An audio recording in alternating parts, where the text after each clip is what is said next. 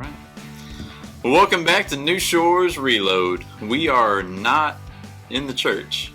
We're not. We're not in Sweeney. We're not in Sweeney. Or in Harris County or Brazoria County. I don't know why I said We're Harris never County. in Harris County. We try not to be.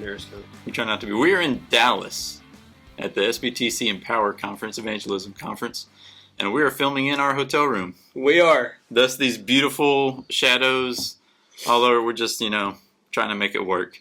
We didn't want to come back. We come back Tuesday night, and we don't want to have to crunch and try and do it on Wednesday because we want this to get out to them on Wednesday. Yes, exactly. And Wednesdays so we loaded Wednesdays all are that crunch stuff. days anyways. You were going to bring the shotgun. I was, but, flying with shotgun apparently that's legal. I don't know.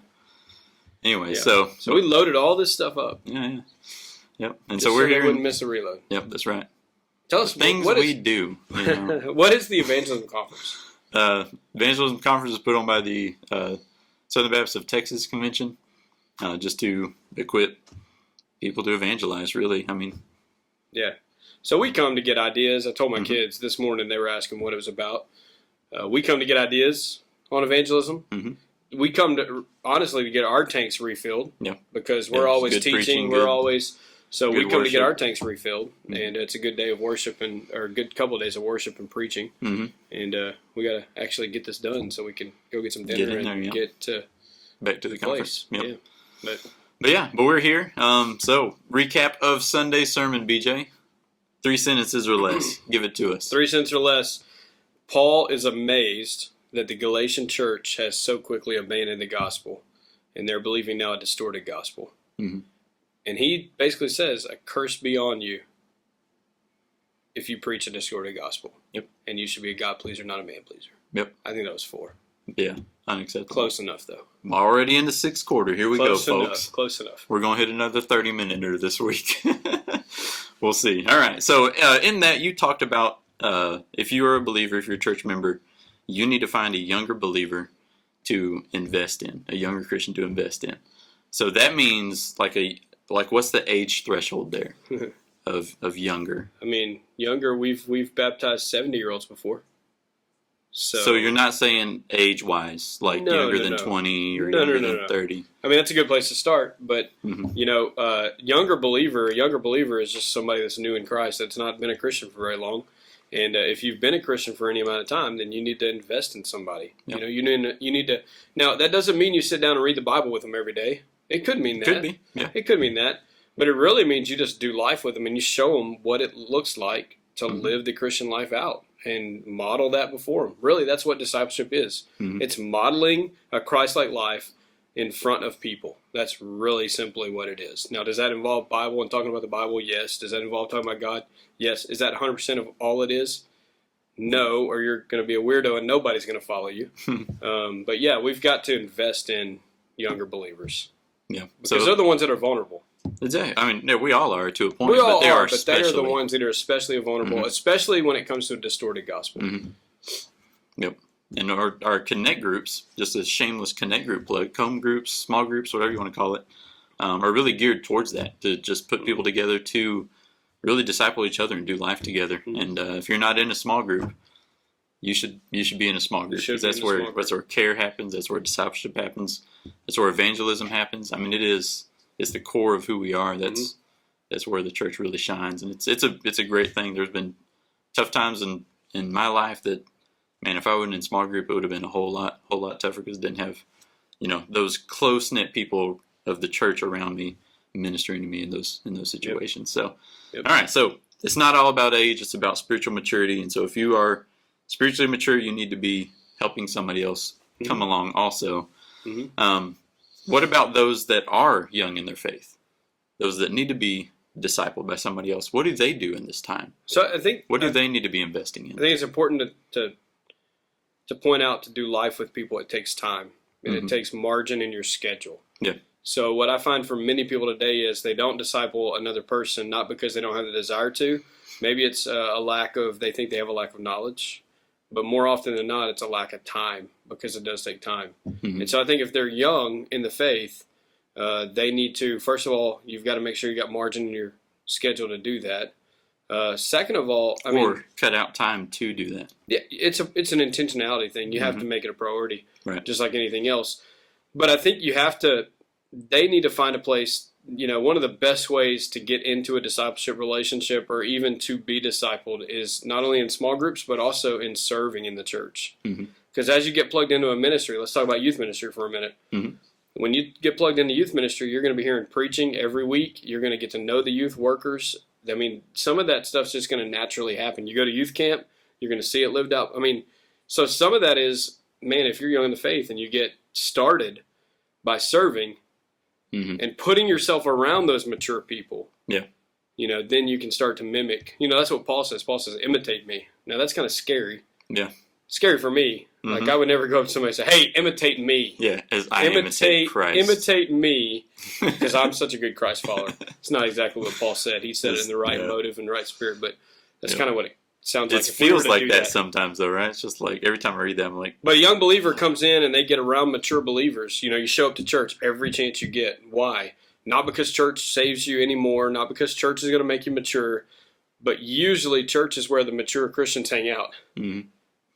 Usually. Yep. So put yourself around mature Christians. Yep.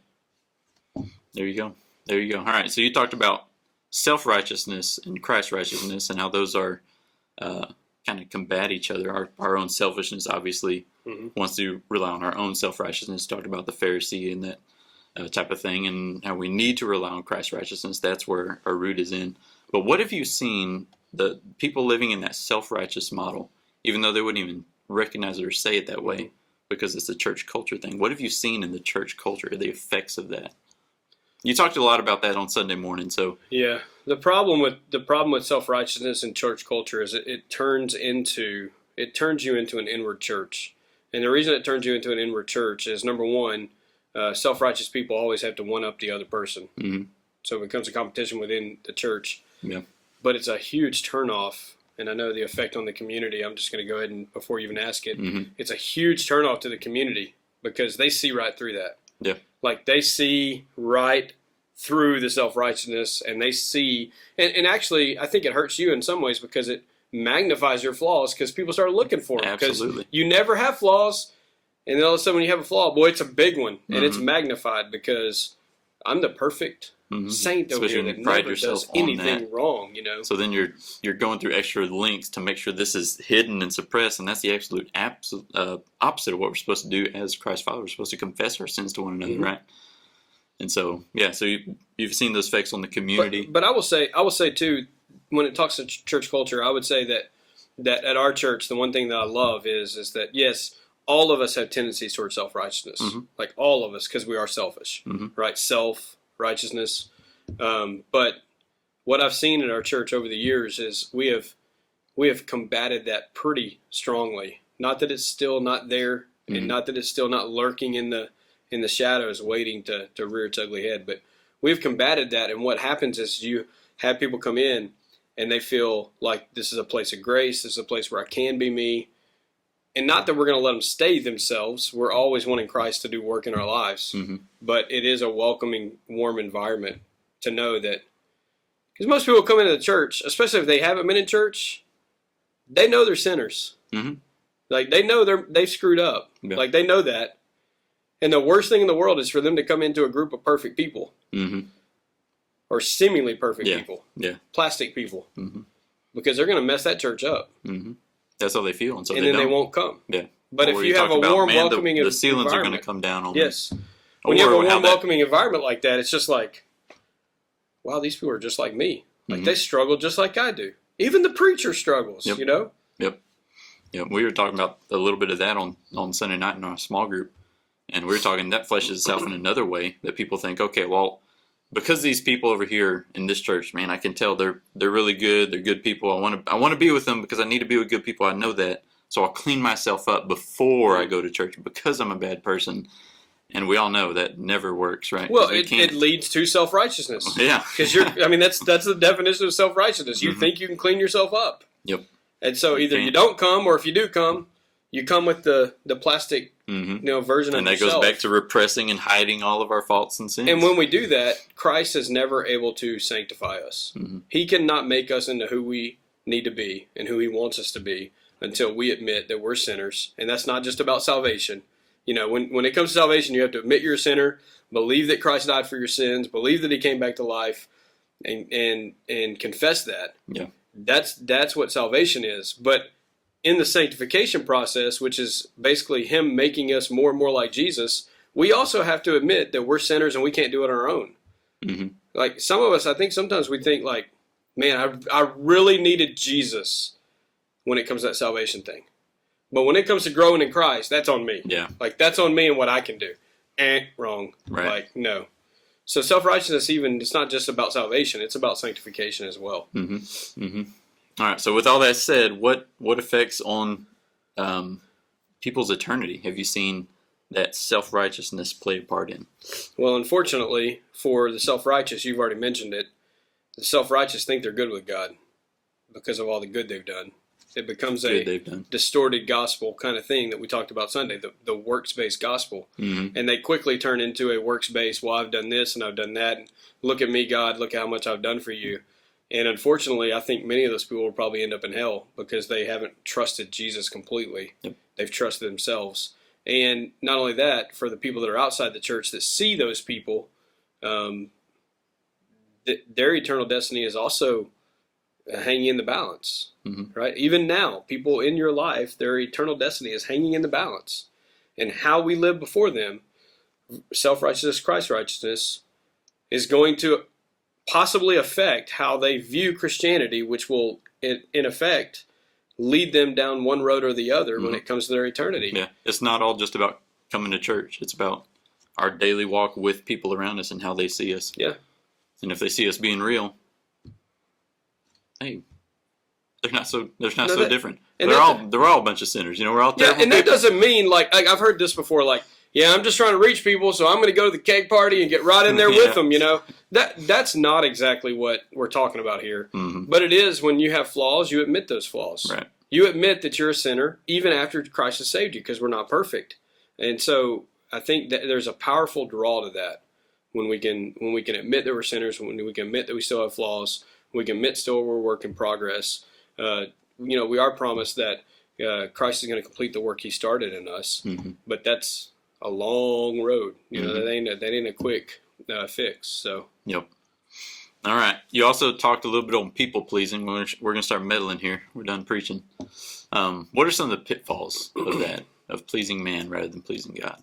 I mean, the biggest pitfall I can see outside of God doesn't want that. Mm-hmm. That's the obvious one. Yeah, we're created to bring God glory. That's the exact opposite. The biggest pitfall is you can never do enough to gain man's the pleasing of man. You can never do enough. Mm-hmm. Like, it doesn't matter how much you do. There can always be more. There's always going to be more. And so you get into this never-ending cycle of just trying to please. And I think, the other pitfall is at the end of the day, who cares? Like, I heard it said one time, like, most of us are trying to please people who really don't even care. Yep. Like, most of us drive the car we drive, like you and I, we drive the 98 Suburbans, so that everybody... Suburban Brotherhood. Yep, so that everybody will look at us and say, man, they have a cool car. Absolutely. Because that's what everybody does, right? Yes. Yeah, I do. And then, like, when you have that cool car, that costs you more money than you should have spent on a car, mm-hmm.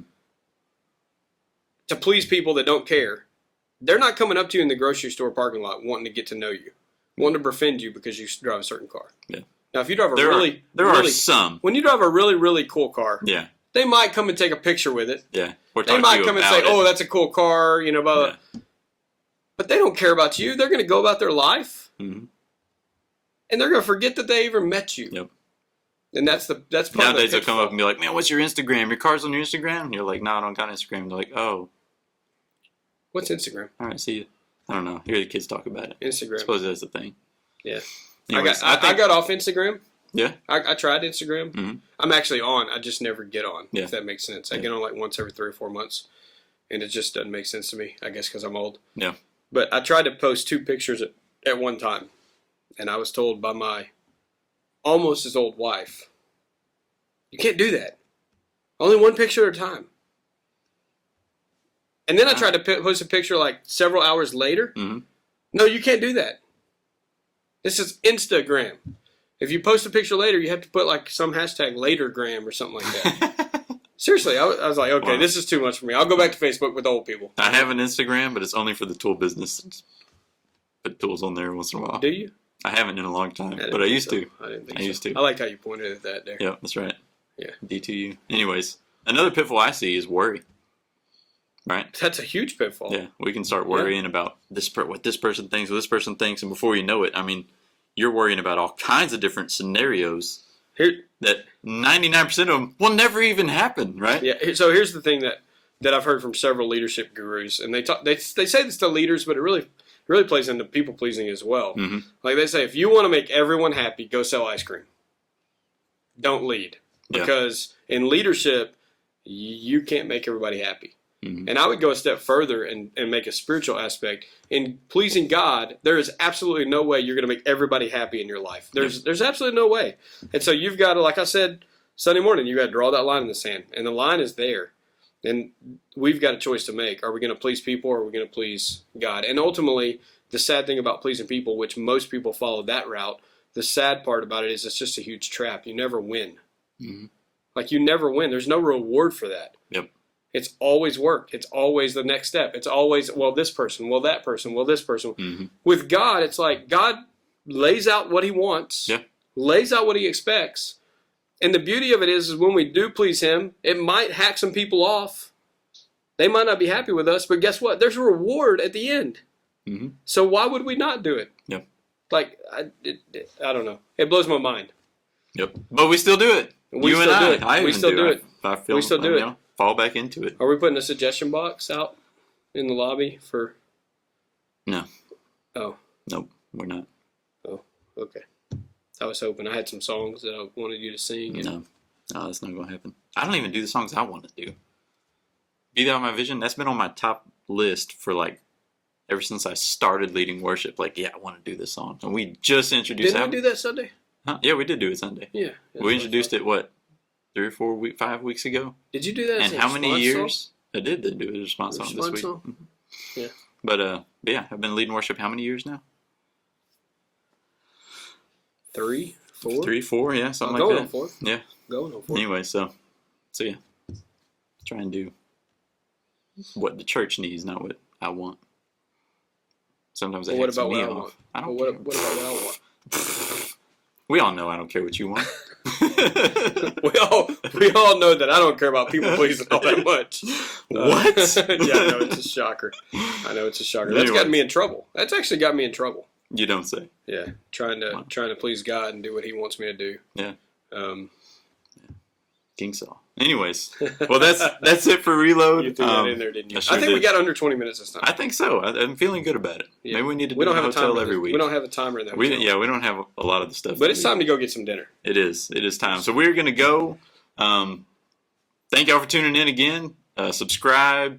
Yeah, subscribe. Hit the bell. We need all to do that. all that Subscribe. stuff. We need to get some subscribers. Okay, yeah, to because this our URL link is about this long on Facebook whenever we tag it on there. It is, isn't it? If it could be just that long, that would be so nice. easier. So nice. Easier. So nice. Easier to share with your friends, too. Mm-hmm. Yep. Who really want to watch this. They just don't know it yet. They just don't know it yet. Absolutely. Yeah. I think for ending today, I think we got to do the Bourbon Brotherhood, but we got to do fist bump. Fist bumps, Bourbon Brotherhood. Yeah, boy. Yeah.